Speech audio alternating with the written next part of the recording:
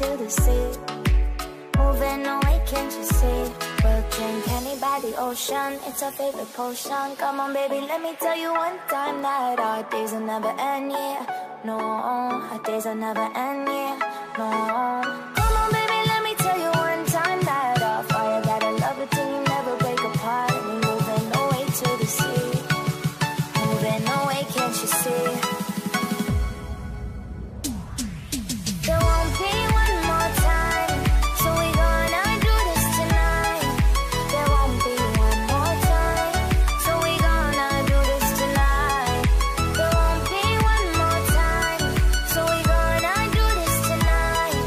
There won't be one more time, so we gonna do this tonight.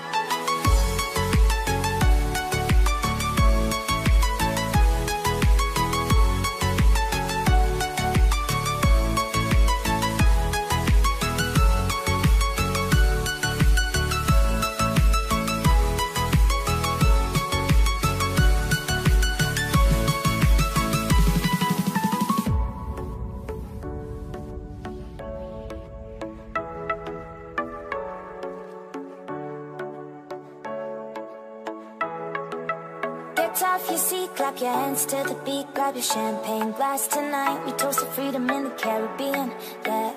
Nah, bagaimana caranya supaya tidak itu terjadi? Mari kita obati diri kita dengan narasumber kita pada malam ini. Jangan segan-segan untuk bertanya yang berhubungan tentang safety reading. Ya, jangan segan-segan. Mau digas, gaspol. Oke, jadi kita panggilkan beliau dari SRCT juga, instrukturnya, yaitu Bapak Henry Panggabean. Dipersilakan waktunya, Pak. Saya ingin menyapa teman-teman dulu. Saya lihat luar biasa kehadiran kita malam hari ini ya. Terima kasih untuk BAN yang sudah mengundang kami pada malam hari ini di acara Kopdar BAN. Selamat malam bikers. Anda luar biasa. Supaya ada sedikit keakraban di antara kita, saya akan katakan hai dan kalian akan jawab dengan hello ya.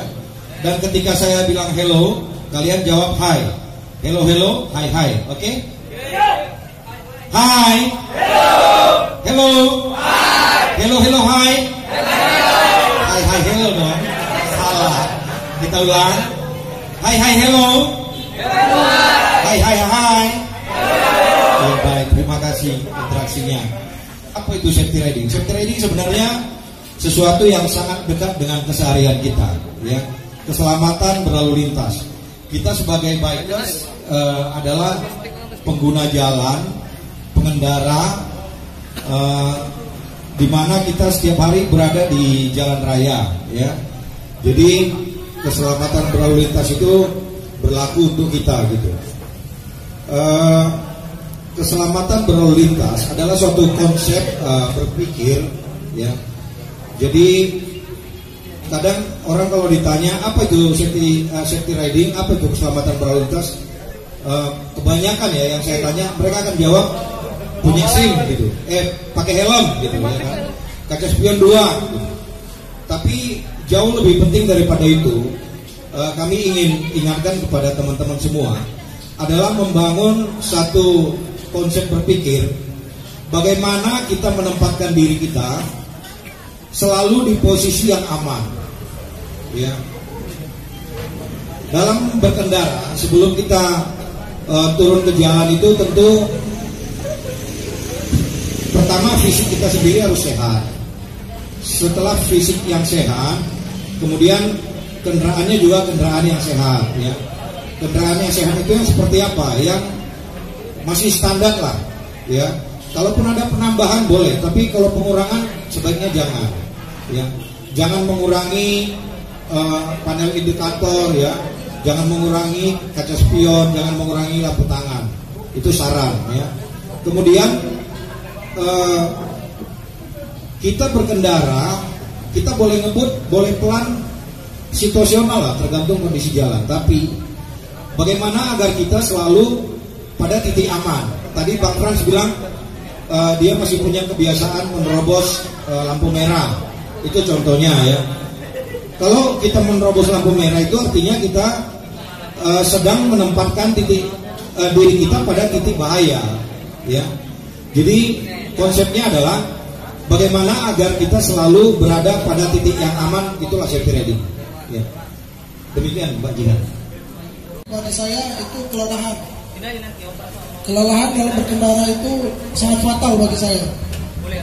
Yang kedua, kurangnya konsentrasi dalam berkendara. Yang pertama itu berhenti mendadak ataupun berbelok arah secara tiba-tiba. Yang kedua, penambahan aksesoris. Yang pertama adalah emosi yang kurang terkendali. Ya. Yang pertama. Terus yang kedua itu faktor cuaca. Yang ketiga faktor kendaraan yang kurang safety. Dan yang keempat itu faktor kurang mati rambu-rambu lalu lintas. Yang pertama dari faktor lingkungan. Terus faktor kendaraan. Iya. Terus dari faktor busana. Ya. Faktor busana. Busana. Baik. Terus dari faktor kemanusiaan. Manusia itu bisa karena kelelahan, bisa karena kurangnya kemampuan mengendara, bisa karena memang masih belum cukup umur, ya kan? Masih anak-anak udah mengendara, banyak kan? Anak SMP, bahkan anak SD, badannya agak gede mengendara. Tapi kemampuan dia mengantisipasi bahaya, berpikir tentang segala risiko belum nyampe gitu, ya. Kemudian faktor kendaraan, ya, ketidakamanan kendaraan, ada yang bannya botak, ya, ada yang remnya udah tinggal besi ketemu besi gitu ya, nggak diganti napasnya. Kemudian ada yang rantainya kalau dia BB atau sport mungkin rantainya terlalu kendor atau rantainya terlalu ketat, ya, olinya nggak pernah diganti, ya. Kemudian lagi nyalip kehabisan BBM, ya kan, karena speedometernya udah diputus, dicopot, jadi nggak tahu kan. Kemudian aksesoris lampu tangan juga diambil, kaca spion dibuang, itu faktor kendaraan, ya kan. Faktor ketiga faktor lingkungan, benar.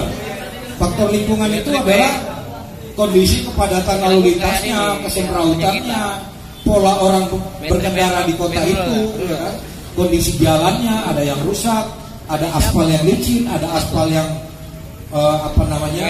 berpasir, kondisi cuacanya yang ekstrim, terlalu panas, terlalu dingin, itu faktor lingkungan.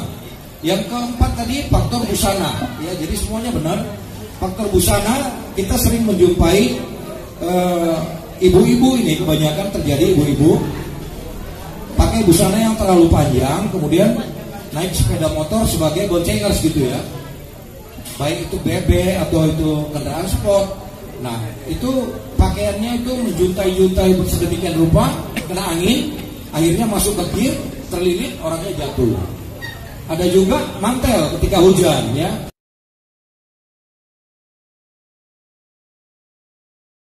Bagaimana sulitnya ambulans menerobos kemacetan, ya.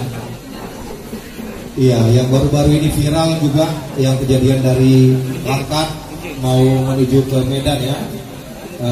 Terakhir dibawa ke rumah sakit Hermina di Jalan Asrama. Nah teman-teman, ada di undang-undang lalu lintas kita kendaraan yang disebut dengan kendaraan prioritas. Kita masih ada hadiah, boleh kita kasih ya hadiah? Boleh, masih ada. Oke, coba teman-teman sebutkan. Ada 7 kendaraan prioritas, ya. Coba sebutkan 4 aja, 4. Dari 7 itu ada 4. Nggak usah urut pun nggak jadi, nggak masalah lah. Apa kendaraan yang harus diprioritaskan di jalan? Yang pertama yaitu pemadam kebakaran atau damkar. Yang pertama mobil pemadam kebakaran. Pemadam kebakaran. Yang kedua ambulan. Yang ketiga mobil kendaraan untuk menolong orang yang terjadi kecelakaan lalu lintas, Pak. Yang keempat mobil pimpinan lembaga Republik Indonesia, Pak. Contohnya Pak Presiden. Kalau perlu berhenti, segera ke kiri dan berikan dia kesempatan untuk lewat. Yang kedua, ambulans yang membawa orang sakit, ya. Ini juga membutuhkan prioritas yang cepat untuk sampai ke rumah sakit, ya. Jadi kalau ada teman-teman juga jumpa ini di jalan, kita sebagai bikers yang udah ngerti undang-undangnya, ya segera kalau perlu ikut membantu untuk mengajak kendaraan di depan supaya menepi. Jadi dia kasih kesempatan untuk segera lewat.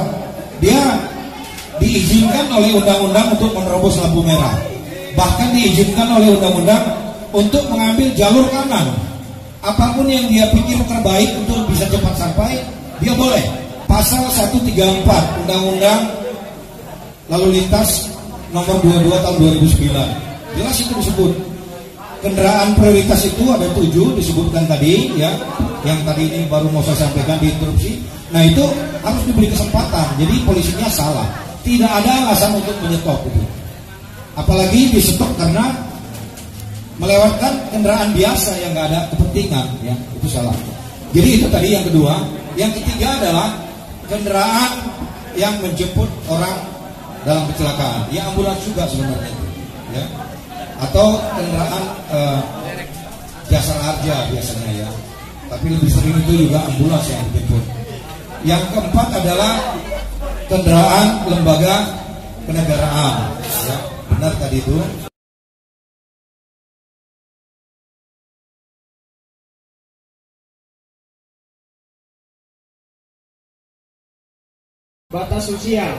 Batas usia punya SMC itu boleh memiliki 17 tahun atau 18 tahun. 17. Baik, luar biasa, tepuk tangan.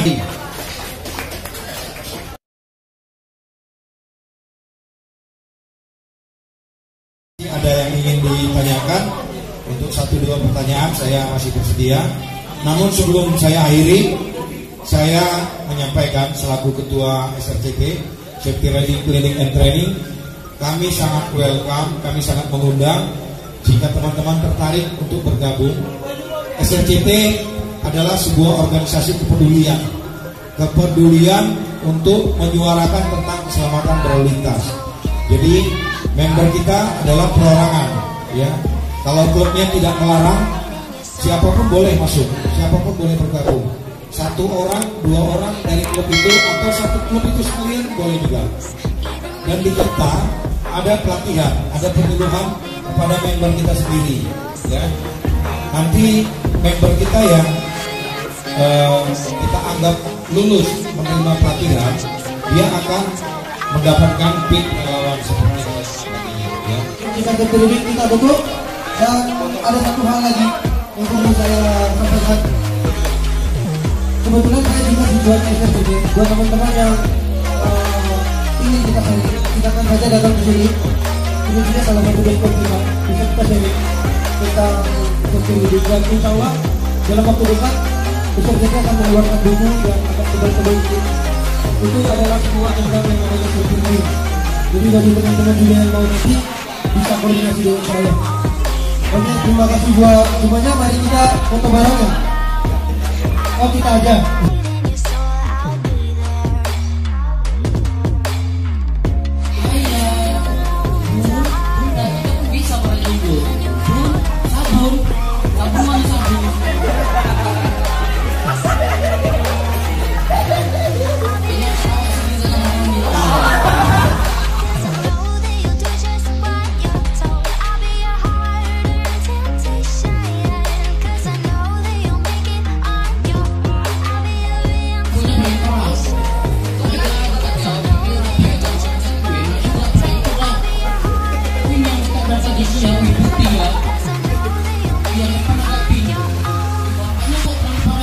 Gawat.